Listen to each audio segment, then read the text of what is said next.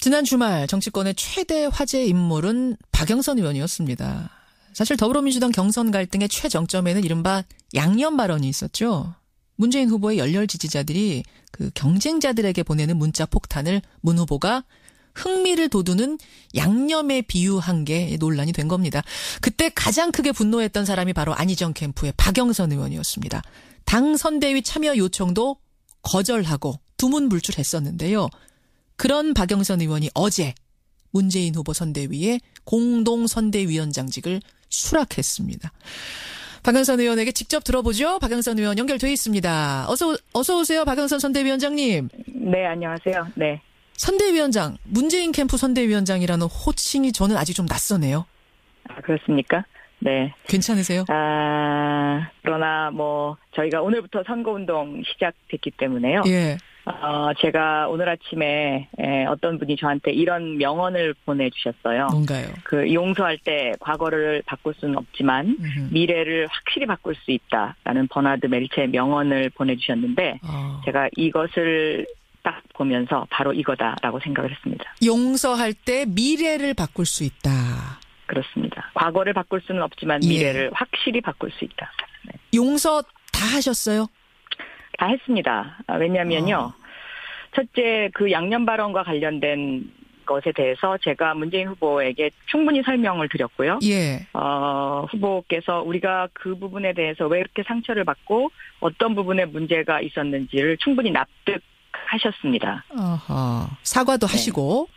네, 사과는 공개적으로 이미 하셨죠. 그러나 예. 저는 그런 공개적 사과보다는 후보가 진심으로 이것을 느끼기를 바랬었는데요. 예. 제가 금요일 저녁 만찬 때 2시간 반 동안 말씀을 드리면서 그 부분에 관한 이야기도 확실하게 말씀을 드렸습니다. 그러셨군요. 확실하게 네. 용서했다. 지금 조금의 시간차도 없이 답변을 하셨어요. 근데 네. 지금은 확실하게 용서하셨다고 했지만 솔직히 고민은 많으셨잖아요. 상당히 깊으셨잖아요. 수없이 당을 떠나야 되나 말아야 되나까지 그 정도까지 고민이 깊으셨던 건 사실이죠.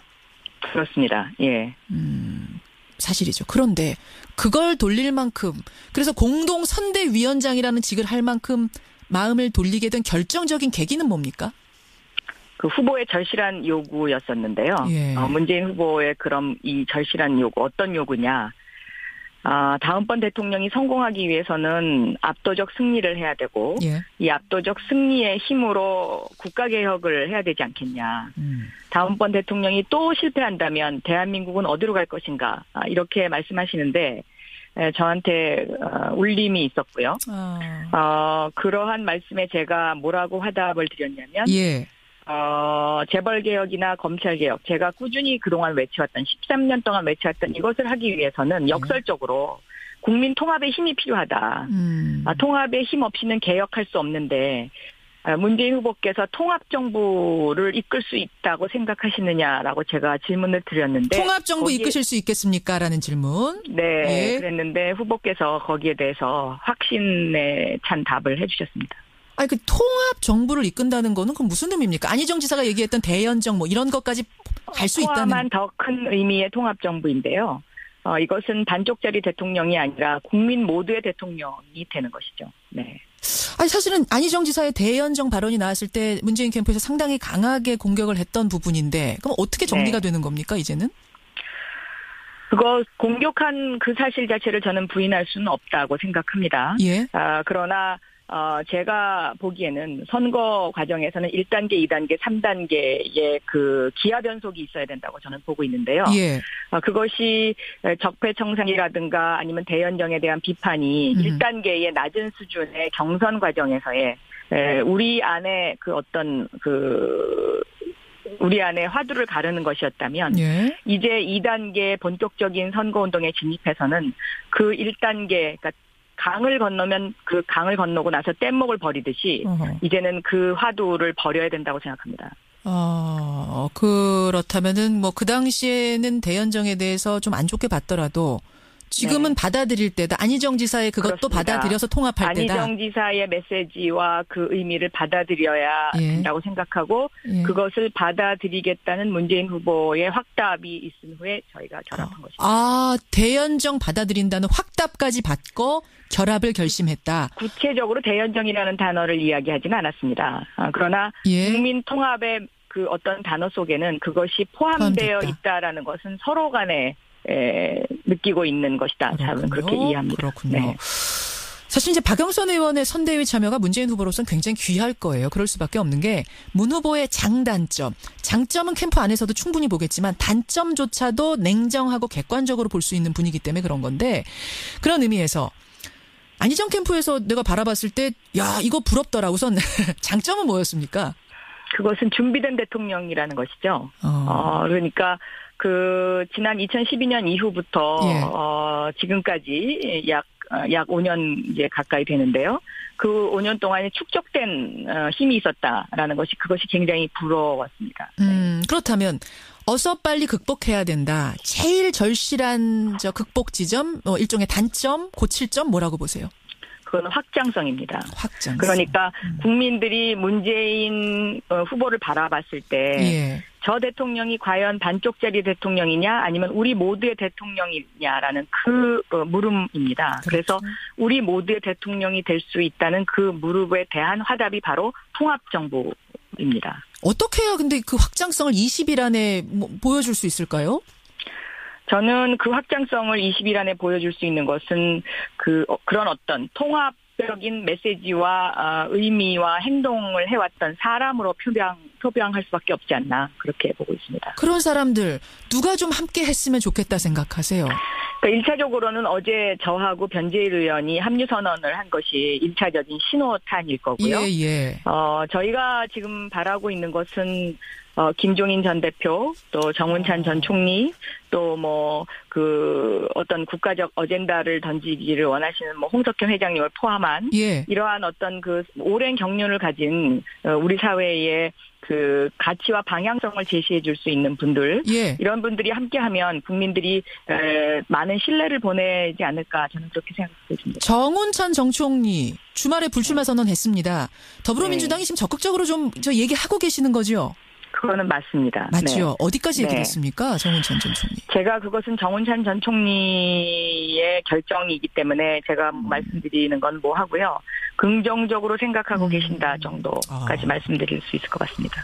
김종인 전 대표는 사실은 탈당 후에 대선 도전을 했다가 일주일 만에 또다시 불출마 선언. 개인적으로 굉장히 가까운 사이셨잖아요, 두 분이. 그렇습니다. 그래서 좀 안타까운 생각도 드시고 이거 그러실 것 같아요. 네, 굉장히 안타깝습니다. 왜냐하면 저는 김종인 대표의 탈당도 반대했었고요. 또 대선 출마도 반대했었습니다. 그러셨어요? 네. 그래서 그 탈당 이후에는 사실 김종인 대표하고 직접적인 연락을 한 번도 하지 않았었는데요. 어제 오후에 제가 안산의 세월호 참사 3주기 추모식 참여하고 나서 바로 김종인 대표 댁으로 찾아뵀습니다. 그래서 그동안의 그 경과를 좀 설명을 드리고 제가 왜 문재인 선대위에 합류했는지에 대한 그러한 말씀도 드리고 그리고 문재인 대표님의 뜻을 전달했습니다. 네. 그랬더니 답변이 어떻게 문재인 대표의 뜻이라면 이제 함께 하자 이 뜻인 거죠? 네, 함께 해주십시오. 지금이라도 하는 간곡한 그 청을 제가 전달을 했습니다. 답은 어떻게 왔습니까? 즉답은 하지 않으셨지만 그렇다고 이렇게 거절하지 않으셨습니다. 네. 그러면 두 분 사이 지금 박영선 의원하고 김종인 대표는 상당히 뜻이 잘 통하는 분들이시니까 아마 느낌이 있으실 텐데 긍정적인 사인을 보신 거예요? 함께 하실 수도 있다는? 아직까지 긍정적인 사인을 봤다고 대답하기에는 너무 이릅니다. 그러나 어제 제가 찾아뵙고 말씀드렸을 때 강하게 거절하지 않으셨다. 저는 그 하나만으로도 굉장히 큰 힘이 되고 있다라고 생각합니다. 그렇게 보시는군요. 홍석현 회장도 가능성이 있어요?